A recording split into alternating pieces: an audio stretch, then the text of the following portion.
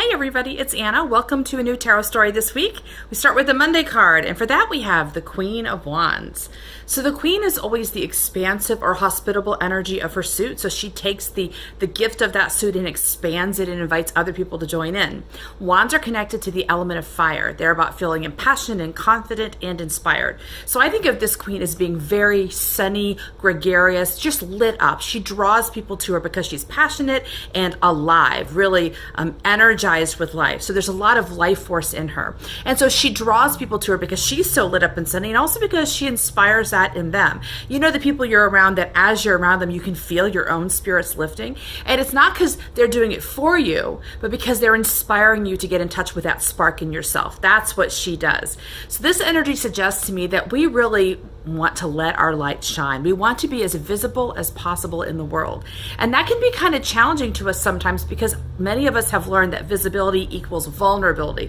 Like we're afraid of being attacked, we're afraid of someone yelling at us or judging us. But this card reminds us that when we are lit up, we are really sunny and appealing and persuasive to people, not because we're trying to be, but because that energy is so appealing. And people who don't want the light will just go somewhere else. So that's okay. If people are trying to hide and they want to live in shadow, they're not the people that match you anyway. So it's okay for people to wander away.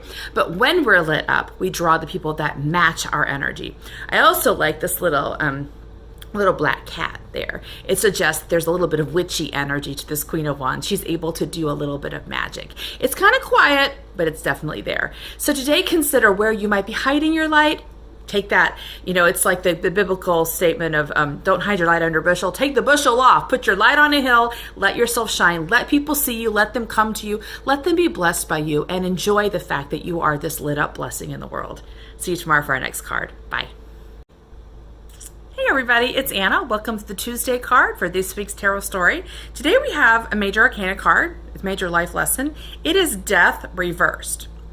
So when death comes to us upright, it suggests to me that we are ready to overthrow some old systems, some old tyranny in our minds to create something new. Actually, the image you can see is a skeleton knight coming in. There's this one fella already on the ground. He's got a crown and it's fallen off his head. So it implies he's some kind of ruler, but he's been foisted out of his rulership and now something new is possible. And in the background here, you can see there's a sunrise coming up over the town. So the release of the old tyrant means the beginning of something new. So when this card comes to us upright, it tells me we're ready. We're ready for some freedom. We're ready to identify what is in our heads and our minds that's been creating a pattern of restriction, ready to toss it out to try something new. So the reversal suggests to me, actually in connection with yesterday's card, which was the Queen of Wands, lit up, sunny, beautiful, charismatic. The reversal here suggests to me that we probably have overthrown that old tyrant, but maybe we are not telling the story that way. And this is actually a pretty common problem I find with my clients, is that they do this amazing work, and I actually encourage them to, I anticipate this is going to be a problem because they do this amazing work, they make all these strides, but their language still matches the old story. And that makes sense because let's say you've been working on this particular struggle for 20 years, and that becomes part of the way you talk, right? But then you release the struggle, you accomplish it, you get healing, you start a new thing. The language doesn't always catch up with that. We have to consciously change the story. So this card suggests to me that we have overthrown the tyrant, a new thing has begun, but maybe we haven't completely updated our language. We're still maybe speaking in terms of the stuckness or the victimhood of that experience instead of claiming that that is over. It is in the past, relegating it in the past in yourself energetically, but also with your language. Don't tell the story anymore of when you were little and this bad thing happened, you've been traumatized. Don't tell the story of your trauma except to say, I have released it. And now I'm starting something new. And that way this card can turn upright and you can claim the victory of having overthrown your tyrant.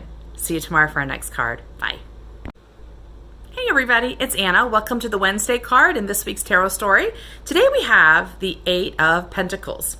So the number 8 is connected to power and feeling and flow, and pentacles are connected to the physical realm. So they're about jobs and skills and money and feeling physically well and vital. So if you combine the 8 and the pentacles, then you get the impression of feeling empowered and in flow in the physical world. And we actually have someone who's an artisan here pictured. He's working on crafting pentacles and he's on his 8th one. So at this point, he really is a master of his trade. He doesn't have to really focus on it. He doesn't have to watch his hands. It's almost like he's developed developed muscle memory. So he can just enjoy the fact that he has this skill and let it flow from him. So when this card shows up, I feel like it calls us to celebrate our own mastery, to recognize that we know what we know and we don't have to work at it. We don't have to focus on it or be overly vigilant about our actions, because at this point we have invested enough time and energy and learning that we can just trust our flow. And I think this card is really helpful because oftentimes we get connected in our mind. We do things most excellently when we work really hard at them.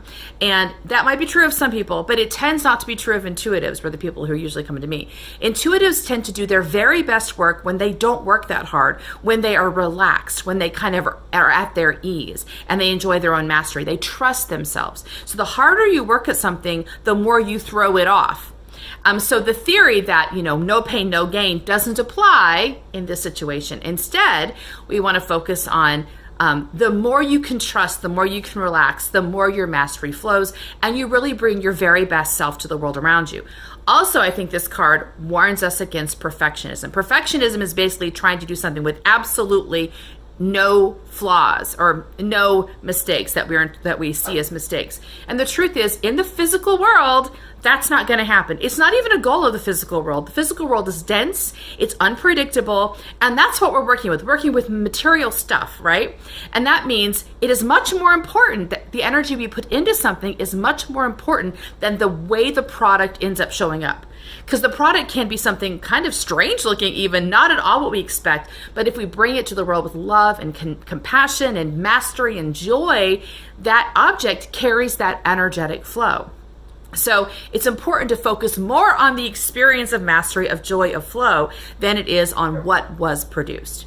So that's our card for today. Enjoy your mastery, let go of perfectionism. Don't even hold it as your North Star. It's not what you're going for. It's not the point. The point is to bring you into the world. See you tomorrow for our next card. Bye. Hey everybody, it's Anna. Time for our Thursday card and this week's tarot story. Today we have the Fool. This is our second major arcana card for the week, so another life lesson. The Fool connects to the childlike faith that evokes magic. Basically, he just believes he's loved. He believes the universe is watching out for him. So he doesn't take any responsibility for any adulting. He doesn't plan what he's going to do. He doesn't have very many provisions. And actually, he's not even watching his own step. He's about to walk off a cliff. So this card, it's the zero card of the major arcana. And I think it's the zero card because it doesn't have a one place in the journey. It's an energy we want to carry with us all the time. It's the magical child or the holy child energy.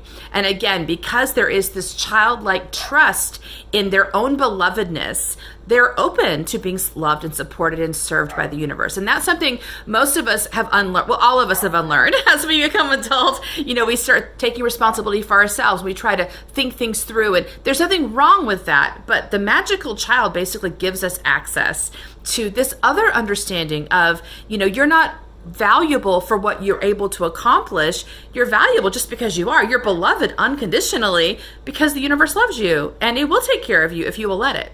So this card shows up right after the Eight of Pentacles was yesterday, and I talked about living in flow, not focusing on on perfectionism, but really enjoying our own mastery. And I think that connects to this card as well, being able to not really necessarily mind where you're going to end up. It's not about the destination, it's about the journey. The Fool doesn't even have a destination in mind. He's just taking a journey that feels right, that feels comfortable, that feels joyful, and that journey creates the destination.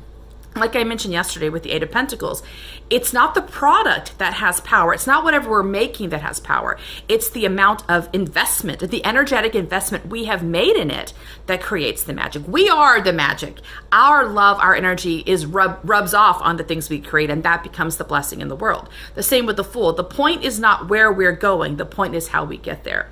And so paying attention to this step, this place. So today the lesson might be looking at where we are guarding ourselves, where we're judging ourselves, where we're being too heavy with responsibility, and asking how do we step more into our own magic, into taking seriously the importance and the beauty of this moment right here. How can we make this moment more joyful and happy? Recognizing that as we take care of this moment, the next moment is set up to be more happy in the next moment, until we end up discovering we show up somewhere that is beautiful and happy because of the quality of the steps we've taken.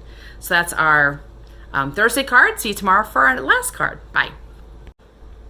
Hey everybody, it's Anna. Time for our final card in this week's tarot story. We close with the Hermit reversed. This is our third major arcana card for the week, so another life lesson. So we look at the Hermit upright, we see it's an old man who's walking with a walking stick and carrying a lantern, or his lantern, and he's walking into the wilderness. And the image here is the need to walk away from the world, to leave civilization behind and follow our own instinct, our own intuition, our own light into the wilderness. And the idea is that we need time away from the noise, the drama, the expectations of others in order to really surface our own messages, our own clarity, our own wisdom. So the Hermit shows up for us upright often when it's time for us to take a retreat, time for us to move away and to really hold in top priority what it is our own intuition is saying to us. But I think of the Hermit as moving in both directions. I think of the Hermit as walking a labyrinth. If you imagine a labyrinth, which is not a maze, a labyrinth is a path that there's one path in and one path out. So imagine when the Hermit's leaving the world behind, he's walking to the center of the labyrinth. So he's wandering in. Every step he takes him further and further from other people's voices and closer to his own center. He gets to the center of the labyrinth and he waits. He waits for the gift, for the intuition, for the inspiration. Then he takes that and he walks out of the labyrinth, returning to the world. Because the reason he leaves is not just to get away from things. The reason he leaves is because he knows that if he goes away and finds this blessed, precious gift, he'll be able to bring it to others. So the reversal to me often connects to the return to the world.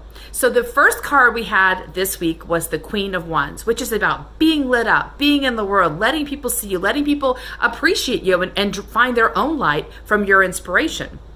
And that suggests to me that we might have been kind of taking some time by ourselves, getting in touch with our intuition, doing some healing work, some realignment work, but now it's time to take what we've learned and bring it back to the world. It's again about being visible and recognizing that even if your intuitive path leads you to be a good part of the time on your own, which is often true, we have to follow our own instincts and really be very mindful of our own alignment needs and that kind of thing. The ultimate purpose of our work is always to come back to the community, to offer our gift to the world. And then we go back into the labyrinth. It's this kind of ebb and flow that we learn as intuitives as we are interacting with the world. So we are interacting with the world, we're gifting with the world. We're not necessarily behaving inside all of the structures of the world, but the world is better for our interactions. So we want to keep that in mind, that the Hermit is not just a loner, and the call is not to hiding in a cave for the rest of our lives. The call is to going to the deep place of spirituality, getting the gift, and bringing it back. Don't forget to bring it back. That's our final card for this week. I'll see you next time. Bye.